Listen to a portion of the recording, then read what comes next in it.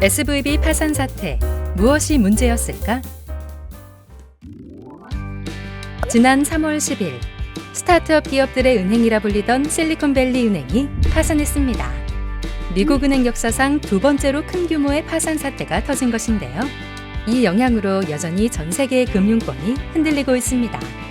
미국 내 16위 자산 규모의 SVB가 파산을 하게 된 이유를 알아볼까요?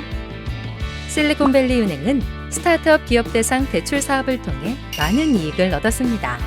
하지만 지속적으로 기준금리가 오르면서 기업들이 부담을 느끼고 더 이상 대출을 받지 않게 되는데요.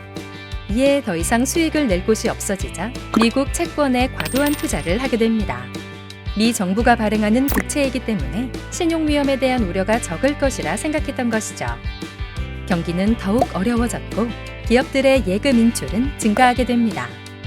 현금이 부족해진 은행은 어쩔 수 없이 채권을 팔아야 하는 상황이 되었습니다.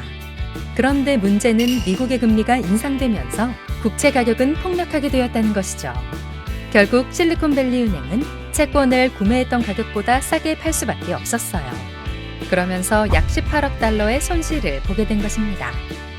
과도한 채권 투자에 이어 SVB 파산의 두 번째 원인은 유상증자 때문입니다. 궁지에 몰린 SVB는 채권 매각 손실을 메우기 위해 유상증자를 추진하게 됩니다.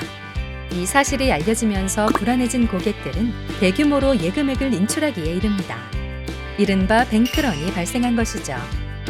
하루 만에 약 420억 달러가 빠져나갔고 SVB의 주가 역시 폭락하게 됩니다.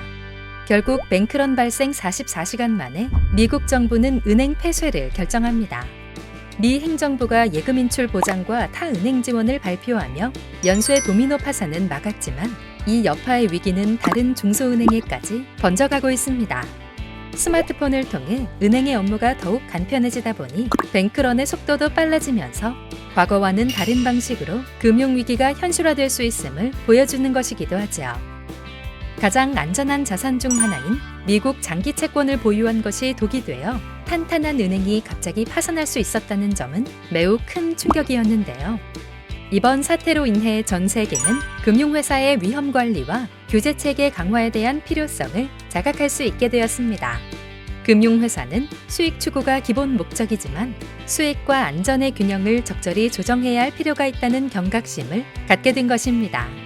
금융시장 불안이 지속되면서 우리나라도 예금 보호 한도를 상향하자는 목소리가 나오고 있습니다.